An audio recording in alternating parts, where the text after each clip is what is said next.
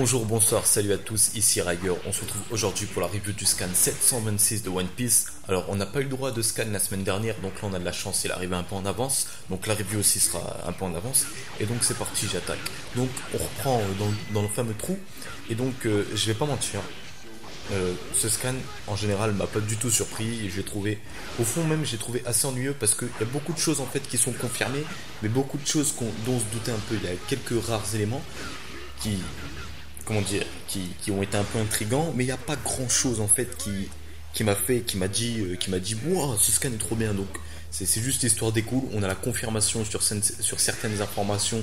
Je pense que tout le monde s'attendait un peu à ces nouvelles. Et donc niveau hypothèse, tout ça, je pense que ça se tournera au niveau d'un seul personnage. Donc hop là, je ferme cette petite parenthèse et j'attaque. Donc on apprend donc que l'ex-gladiateur était bel et bien lié, l'ancien roi de Dressrosa, mais beaucoup de personnes pensaient que c'était le père de Rebecca ou que ça avait un rapport avec Rebecca. On savait tous qu'il avait un rapport avec Rebecca. Et donc c'est son grand-père, donc là j'étais pas trop déçu, il avait le même style de combat, on voit bien que lui aussi se battait avec une seule épée, Rebecca fait la même chose, donc ils avaient vraiment plus de liens que, ils avaient ce lien. Et donc, contrairement à ce que Doflamingo voulait faire croire, il y a des personnes qui apprécient ce roi. Donc ça aussi, on s'en doutait un peu tous qu'il y avait toujours des personnes qui faisaient confiance à l'ancien roi et qui trouvaient que Doflamingo était, était un bâtard, hein, tout simplement.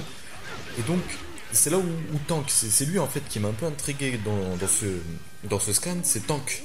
Dans le sens où je pense que c'est là le seul moment qui nous a un peu, comment dire, et qui m'a un peu étonné, moi, c'est la réaction de Tank quand il dit est-ce que vous êtes l'ancien roi, et quand il l'apprend, il a les larmes aux yeux du style oh vous êtes sain et sauf, oh mon dieu, vous savez pendant tant d'années, et là on apprend donc que Tank protégeait Viola. Donc c'est bien la preuve que Viola euh, est soumise à Doflamingo contre sa volonté, et donc qu'elle a aussi un rapport un peu avec la famille royale. Donc ça je commençais un peu, comment dire, à un peu le voir venir. Et donc, il est possible que là-haut, parce que dans l'ancien, comment dire, dans ma review précédente, il y a Grimoken qui a encore fait une bonne hypothèse, et pour une fois, je suis totalement d'accord avec lui. Là-haut serait lié à Violette. Donc, est-ce qu'il serait possible que tout simplement là-haut soit de la même trempe comment dire, que Tank, que Viola, parce que, allez, ça va être un truc un peu bébête ce que je vais dire, mais parce que les familles royales ont souvent une famille de serviteurs. Donc serviteur c'est un mot qui est un peu péjoratif quand on entend comme ça, mais il pourrait avoir des liens presque fraternels. Est-ce qu'il serait possible que Lao fasse partie de cette famille, la famille des serviteurs de la famille Riku, et que donc que Lao souhaite venger le roi Riku? Est-ce que ce serait possible? Donc oui, j'y crois, ça pourrait être possible, mais je reviendrai plus tard pourquoi est-ce que j'aimerais que ce soit pas trop ça. Donc on verra plus tard. Donc là ensuite on apprend les vraies intentions de la Hapu Nevi. Donc ça c'est lui qui l'annonce, il dit ouais fallait arrêter le trafic d'armes parce qu'il y a comme le scan nous montre que toutes les personnes qui connaissaient le roi Riku avant l'arrivée de Doflamingo l'appréciaient énormément et que ceux qui le connaissaient mal le détestaient. Donc c'est un peu une leçon de la vie de tous les jours, hein. Quand on connaît bien quelqu'un, on peut l'apprécier à sa juste valeur, mais quand on le connaît pas, on peut le détester sans aucune raison valable. Et la deuxième chose intéressante, c'est à partir de là où on va un peu commencer à se pencher sur ce que les autres pourraient faire, c'est Hack, l'homme poisson qui mentionne Jinbei pendant son combat, est allié à quelqu'un. Donc la personne la plus logique à qui on pourrait s'attendre, ce serait Jinbei. Et juste après, ça il se fait changer en jouet, et donc il a pour mission d'aller battre certaines personnes. Donc c'est Treblo, ouais c'est Treblo ou Treblo, donc j'attends la vraie version française pour savoir comment il s'appelle, hein, parce qu'on sait très bien que, enfin on sait très bien, ouais, niveau espagnol, le V se prononce B, et donc la vraie traduction c'est tout à fait possible que ce soit Trébol ou Trévol, on sait pas encore, mais bon bref, hein, moi je vais l'appeler Trèfle. Il se fait changer en jouet par Trèfle, et Trèfle il dit en gros, il dit ouais, va éliminer eux. Donc je vais essayer d'aller retrouver la page vite fait en speed. Alors attendez, je vais mettre pause. Donc voilà, donc j'ai trouvé la page un peu en 6-4-2. Donc en gros sa mission c'est d'aller au port commercial, et il me semble que c'est là qu'était amarré le bateau des chapeaux de paille. Mais franchement ce petit détail, je vais pas vous mentir, je l'ai oublié, mais je pense que sa mission c'est tout simplement bête, c'est de retrouver les autres membres du chapeau de paille. et donc il se passera sûrement d'autres choses, donc on verra bien ce qui va se passer plus tard, hein. Là je peux pas trop spéculer parce que j'ai pas trop d'idées. Et donc voilà, ensuite on a des informations sur comment marche la ville, et bah on a un peu éclairci sur la phrase qu'avait donnée l'un des gladiateurs, comme quoi le jour non, cette ville a les deux extrêmes, c'est-à-dire soit les habitants vivent heureux, soit ils vivent malheureux. Donc on nous explique un peu comment ça marche. En gros, il y a les vainqueurs et les perdants. Donc ça n'a rien à voir avec des combats, tout ça au fond. C'est juste les vainqueurs sont ceux qui ont accepté d'écouter Doflamingo et les perdants sont ceux qui ont refusé. Et donc les vainqueurs sont traités avec la plus grande attention, ils ont tout ce qu'il faut, même ce dont ils n'ont pas besoin, ils l'ont quand même juste pour histoire d'être sûr. Mais les perdants, ils ont rien, on leur prend tout, aucun honneur, rien, franchement rien. Ensuite, on apprend un peu le passé des nains, donc ça reste intéressant. Et donc cette histoire de 900 ans, je suis un peu déçu, je m'attendais un peu à un truc un peu plus complexe, mais c'est assez simple, tout simplement, c'est les nains escapent de la famille Doflamingo. Pendant le siècle oublié, il se passe quelque chose. Le roi Riku prend le pouvoir, découpe ce qui se passe aux nains, et il leur propose de devenir des fées, entre guillemets. Donc voilà, donc c'est ça le lien qu'il y a entre la famille Riku et les nains de Tontata, et celle de Don Quixote Doflamingo. Et c'est là où on apprend un truc tout con, c'est que quand Doflamingo est revenu, bah, il voulait faire un peu comme ses ancêtres, tout ça. Donc ce qu'il a fait, c'est qu'il a repris les nains en tant qu'esclaves. Bon, bien sûr pas tous, sinon il n'y en aurait pas dehors. Et là où je suis vraiment déçu, je vais pas le mentir, je vais pas le cacher, c'est encore une histoire de princesse à sauver. Donc je sais pas ce qui se passe dans la tête dedans en ce moment. Il y a certaines idées que j'apprécie beaucoup, vous le savez, c'est ceux qui écoutent mes reviews, mais autant de princesses à sauver, ça commence à être chiant. Franchement, ça commence à devenir chiant. Parce que, ok, bon, Shirahoshi, c'est bien. Rebecca, ok, c'est bien. Ça fait un peu dédicace à Vivi, tout ça. Mais là, cette princesse-là, j'espère que vraiment qu'il y aura une meilleure intrigue un peu plus tard. Et parce que là, cette histoire juste, oui, il a pris ma fille, nous devons sauver ma fille. Ouais, princesse, sauvons toutes les princesses du monde.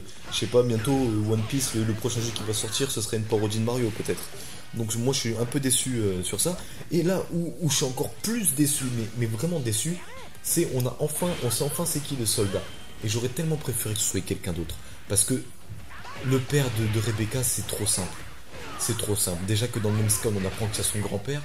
Et en plus, on a le père. Bon, j'imagine, le grand-père, sa fille, c'est la mère de Rebecca. Et il a choisi. Et après c'est une histoire. Le père de Rebecca a été transformé en jouet pour défendre sa fille, son truc. Ça devait être un chevalier, quelqu'un de plus. Mais j'aurais tellement préféré que ce soit quelqu'un d'autre. Un mec un peu plus impliqué dans le royaume de Riku, mais sans pour autant être le père de Rebecca. J'aurais largement préféré. Parce que c'est trop simple. Voilà, je le dis tout simplement, c'est trop simple. C'est pas assez complexe, il n'y a pas assez d'histoire. Peut-être que plus tard on aura le passé, le vrai passé de Rebecca. Enfin, plutôt celle de la mère de Rebecca. On aura plus de détails sur ce qui s'est passé. Mais vraiment, je suis vraiment déçu par ces deux dernières informations qui ont été données dans le scan. Elles m'ont assez déçu parce qu'elles sont trop simples. C'est tout, il n'y a pas d'excuses. Elles sont beaucoup trop simples. C'est tout. Je veux dire, je peux peut-être me bouffer des pouces rouges pour dire ce que je pense, mais j'aurais tellement préféré que je sais pas, que le soldat soit juste un chevalier au service du royaume, qui a failli dans sa tâche et qui a décidé de protéger Rebecca jusqu'à la mort. Et donc voilà, encore le grand-père, ouais, ça me va, ça fait le roi qui se bat, pareil que celui de Neptune, tout ça. Et donc voilà, donc c'est à peu près ce qui s'est passé pour ce scan, les informations. Et donc là, je vais balancer mes hypothèses. Donc la première hypothèse que j'ai, bah, c'est comme je disais plus tard pour Lao, c'est ce lien de serviteur en fait. Enfin, le lien, la famille de serviteurs serait une bonne idée, dans le sens où à l'époque du Moyen-Âge, tout ça, tous les royaumes avaient leur dynastie de serviteurs. Par exemple, le roi, il avait pour serviteur un gars, et le fils et l'enfant de ce gars servait l'enfant du roi, et c'était une dynastie comme ça. Donc ensuite la tournée d'une façon avec un peu plus de respect et d'honneur, comme quoi la famille royale fait beaucoup de choses pour les serviteurs, et donc que du coup les serviteurs leur doivent ça, quoi. Après, ce que j'apprécierais pas, c'est dans un sens, c'est que là où je le vois mal être un ancien serviteur de quelqu'un, parce que je le vois plus comme étant comme étant quelqu'un d'autre, quelqu'un de plus libre, entre guillemets, que quelqu'un rattaché à un royaume. Mais ça pourrait quand même être une bonne idée en général, ça pourrait expliquer pourquoi est-ce qu'il veut tellement exposer la gueule de Doflamingo, et en plus la date 13 ans, ça peut correspondre un peu, parce que on dit que ça fait 10 ans que Doflamingo est à cet endroit, mais si on rajoute la date tout simplement de ce qui s'est passé pendant les 2 ans et toutes ces histoires, 13 ans, ça peut à peu près le faire. Donc voilà. Ensuite, c'est un peu ce que faisait le roi avant. On dit que le roi aidait plusieurs royaumes et tout, et donc l'information que le roi est toujours en vie, ça pourrait peut-être amener d'autres royaumes à venir aider Dressrosa. Donc on pourrait avoir une abondance de guerriers. Le roi Elisabello pourrait appeler plusieurs de ses soldats puissants.